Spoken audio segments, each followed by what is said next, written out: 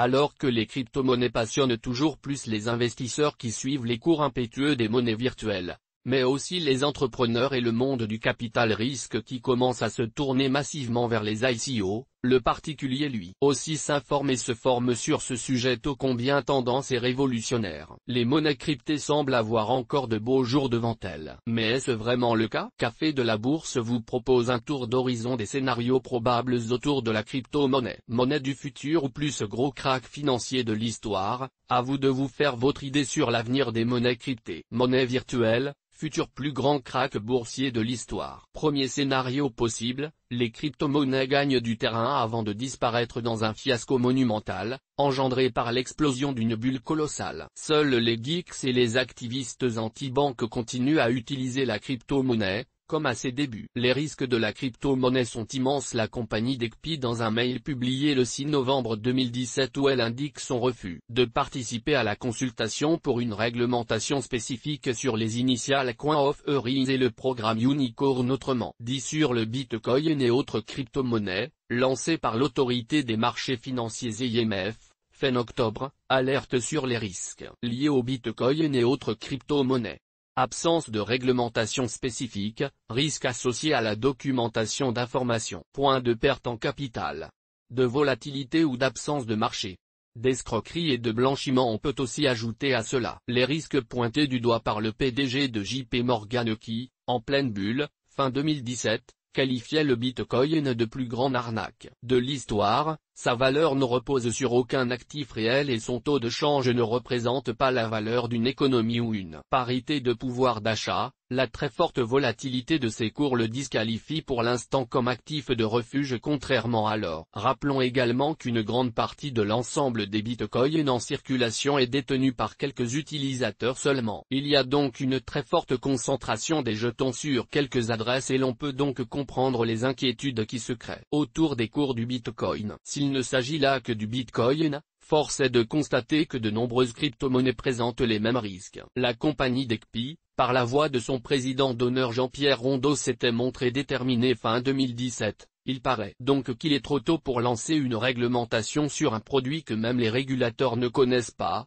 poursuit l'association, qui conclut ne pas vouloir participer à cette incompréhensible complicité active ou passive des pouvoirs publics internationaux, en se prêtant à un semblant de réglementation qui ne peut que tromper les épargnants quant à des produits qui préparent le prochain plus gros crack financier de l'histoire, indique l'association professionnelle de CIF qui poursuit, les crypto-monnaies, dont le Bitcoin est la plus connue, seront le plus énorme scandale financier des années à venir. Résultat, en ce début 2020, même si l'IMF a prévu un encadrement des prestataires de services sur actifs numériques, PSAN, il n'existe, à ce jour, selon nos informations, aucun prestataire ayant obtenu l'agrément de l'IMF. Quant à l'investissement en crypto-monnaie, il doit se faire seul. Aucun conseiller en gestion de patrimoine ne se risquera à vous conseiller sur ces actifs qui ne sont pas, aux yeux de l'IMF, considérés comme des biens divers. La spéculation abusive marque la fin de la crypto-monnaie. En effet, la spéculation dont on a constaté avec effarement l'intensité en 2017-2018 pourrait recommencer et même s'intensifier, déclenchant ainsi un crack monumental. Aujourd'hui déjà, mis à part les pirates informatiques spécialisés dans le ransomware ou les trafiquants qui désirent faire bouger des capitaux hors circuit traditionnel ou blanchir de l'argent sale,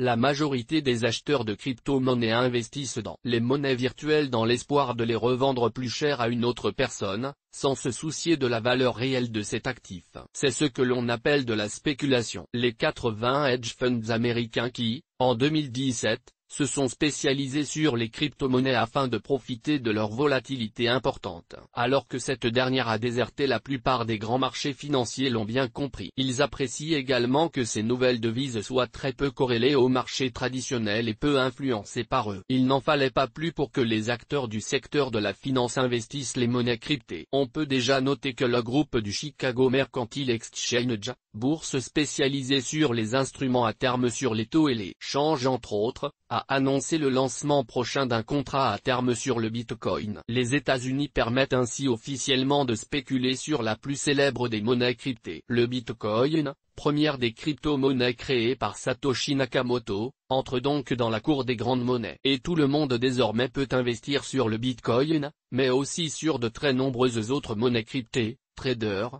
institutions, banques, et particuliers aussi qui peuvent acheter directement une crypto-monnaie et la conserver sur un portefeuille ou bien miser sur une monnaie virtuelle au travers un produit dérivé sur une crypto-devise proposée par un courtier en bourse. Et l'on peut même traiter ces devises hautement volatiles avec un effet de levier, de quoi renforcer encore la volatilité des cours, auprès d'utilisateurs de moins en moins experts, à qui les risques et le produit échappent de plus en plus. Les monnaies cryptées vivotent et s'imposent dans certains secteurs seulement. Dans ce deuxième scénario, on part du point de vue que les monnaies cryptées continueront à coexister auprès des monnaies classiques, régies par les grandes banques centrales, mais ne prendront pas l'essor auquel on les prédestine. Des monnaies virtuelles pénalisées par la régulation des banques centrales. De nombreux facteurs jouent en la défaveur des monnaies cryptées. D'abord, leurs caractéristiques premières, elles ne sont pas régies et régulées par une banque centrale. C'est à la fois un avantage et un inconvénient. Mais l'avantage ne devrait pas subsister longtemps. En effet, si le Bitcoin ou toute autre monnaie cryptée commence à prendre trop d'importance,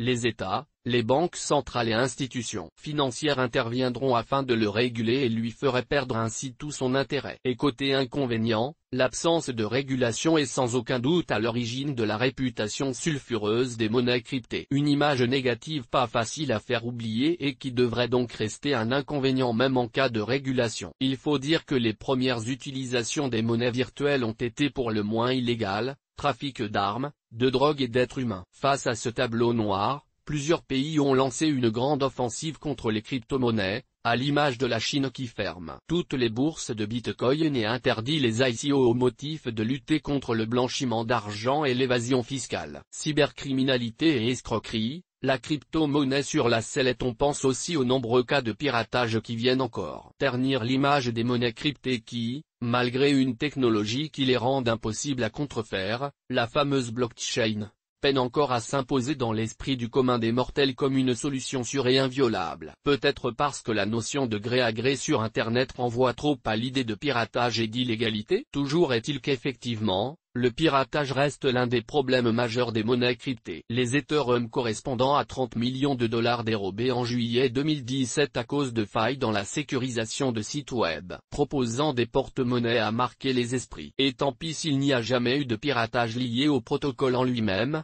que ce soit sur Ethereum ou sur Bitcoin, du fait de la technologie blockchain, éminemment fiable et inviolable. Car en effet, si le Bitcoin et d'autres crypto-monnaies semblent impossibles à pirater, il n'en reste pas moins qu'elles sont vulnérables à des risques majeurs comme le vol de portefeuille ou les escroqueries. L'apparition des forks pourrait nuire à la stabilité de la crypto-monnaie. Autre point négatif des crypto-monnaies qui pourraient contrevenir à leur développement, les forks en tout genre et création attirent l'arigot. Les duplications du Bitcoin commencent à se multiplier. Il y a eu le Bitcoin puis le Bitcoin XT, le Bitcoin classique puis le Bitcoin Unlimited, le Bitcoin Cash, le Bitcoin Gold. L'Ethereum n'est pas en reste et subit aussi des forks. Une scission a lieu et une nouvelle monnaie est créée à partir de la technologie de l'ancienne, ce qui nous fait dire que les monnaies cryptées bien établies et relativement anciennes ne sont pas non plus à l'abri des changements. Il faut aussi garder à l'esprit que de nouvelles crypto-monnaies émergent régulièrement, avec plus ou moins de succès. Bref,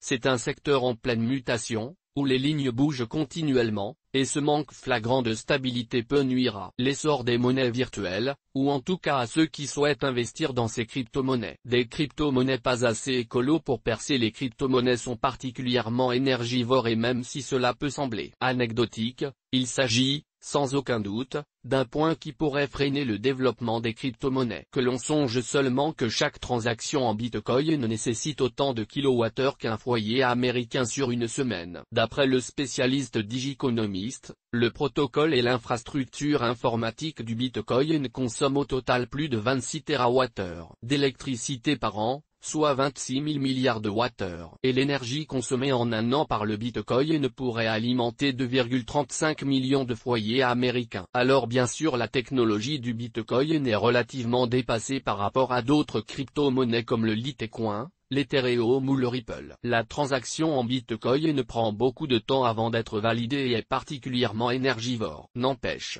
il est pour l'instant très difficile d'imaginer une utilisation généralisée de la crypto-monnaie dans un futur proche. Des monnaies virtuelles très utiles sur certains segments de l'économie, même si, dans ce scénario, les crypto-monnaies restent dans l'ombre des monnaies traditionnelles et demeurent des monnaies de niche utilisées par les geeks. Il ne faut pas oublier que les crypto-actifs pourraient malgré tout tirer leur épingle du jeu dans certains domaines. Ainsi, les crypto-actifs pourraient bien s'imposer dans certains secteurs où ils s'avéreront très utiles et notamment dans la finance, où les ICO continueront à permettre de lever des fonds et les actifs numériques de la blockchain, au travers de smart contracts, faciliteront les distributions de dividendes et autres opérations sur titre. La crypto-monnaie remplace les monnaies actuelles. À l'heure actuelle, les monnaies virtuelles comme Bitcoin ne représentent pas encore de menace pour l'ordre existant des monnaies fiduciaires et des banques centrales. Pourquoi? Parce qu'elles sont trop volatiles, trop risquées, trop énergivores, parce que les technologies sous-jacentes ne sont pas suffisamment scalables, que beaucoup d'entre elles sont trop opaques pour les régulateurs et que certaines ont été piratées. Mais beaucoup de ces défauts ne sont que des défis technologiques qui pourraient être surmontés avec le temps. Voilà les premiers mots du discours de Christine Lagarde lors de la conférence Independence 20 Years organisée par la Banque d'Angleterre en septembre 2017. Et elle a ajouté ensuite: Citizens may one day prefer virtual currency. Les citoyens pourraient un jour préférer les crypto-monnaies en français. Les crypto-monnaies remplaceront-elles un jour nos monnaies actuelles? Certains éléments vont dans ce sens. Découvrez dans ce scénario, notre tour d'horizon des événements et faits concrets qui démontrent que les monnaies virtuelles pourraient bien gagner du terrain très vite. Jusqu'à l'occuper en totalité, les États s'emparent des crypto-monnaies alors que la particularité des crypto-monnaies comme le Ripple mais aussi le Bitcoin, l'Ether, le Litecoin et toutes les autres crypto-monnaies est de fonctionner indépendamment de toute banque centrale. La donne pourrait bien changer. Les législateurs accompagnent le développement des monnaies virtuelles. On est de plus en plus éloigné du modèle initial et sans règle aucune des débuts du Bitcoin. Le Japon a déjà voté une loi normalisant et réglementant ces devises numériques comme BTC et XRP10. Aux États-Unis, la SEC a statué, les tokens, unités des crypto-monnaies, sont de réels actifs numériques s'apparentant aux actions et doivent donc se soumettre au cadre réglementaire en vigueur aux États-Unis sur ce type de produit. Mais cela peut et devrait aller encore plus loin. Vladimir Poutine vient d'annoncer l'émission prochaine de la crypto-ruble, une initiative qui va dans le sens des conclusions de la dernière étude sur les nouvelles monnaies virtuelles de la Banque des règlements internationaux, BRI. Selon elle, il est peu probable que les crypto-monnaies existantes remplacent un jour les devises traditionnelles, mais elle juge essentiel que les banques centrales, garantes de l'impression et de la circulation des monnaies, étudient la possibilité d'émettre leur propre crypto-monnaie. Plusieurs pays empruntent cette voie et notamment la Suède, pays dans lequel les transactions en liquide ne représentent plus que 2% du montant total des échanges financiers et qui s'inquiète donc des risques liés à la disparition du cash en cas de crise financière. De ce fait, la Banque centrale suédoise a pris la décision de développer un projet de monnaie virtuelle, le e-krona, qui permettrait de fournir au grand public une devise digitale issue directement de la banque centrale. Au Japon où au contraire le cash est utilisé dans la majorité des transactions, 70% des échanges environ contre 30% en moyenne dans les autres pays développés, pour faire baisser le coût qu'entraîne cette situation pour les entreprises et l'État. Plusieurs banques japonaises ont lancé un projet commun de monnaie virtuelle pour développer leur offre dans le paiement mobile qui a reçu le soutien de la Banque centrale du Japon. On comprend bien que l'avènement de monnaie nationale digitale et décentralisée, comme par exemple un euro digital émis par la Banque centrale européenne, est à l'ordre du jour. D'ailleurs, la Banque de France a annoncé l'expérimentation, dès 2020,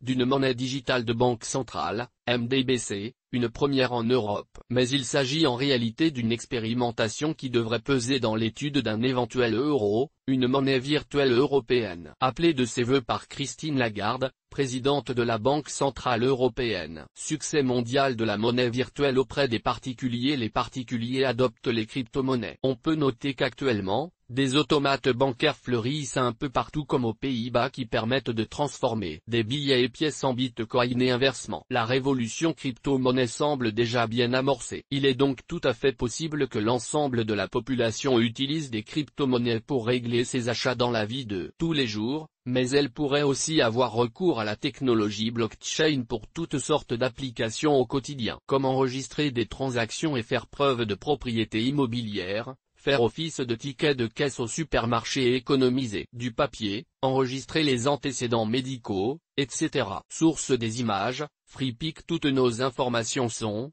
par nature, génériques. Elles ne tiennent pas compte de votre situation personnelle et ne constituent en aucune façon des recommandations personnalisées en vue de la réalisation de transactions et ne peuvent être assimilées à une prestation de conseil en investissement financier, ni à une incitation quelconque à acheter ou vendre des instruments financiers. Le lecteur est seul responsable de l'utilisation de l'information fournie, sans qu'aucun recours contre la société éditrice de Café de la Bourse, comme ne soit possible. La responsabilité de la société éditrice de Café de la Bourse, comme ne pourra en aucun cas être engagée en cas d'erreur, d'omission ou d'investissement inopportun.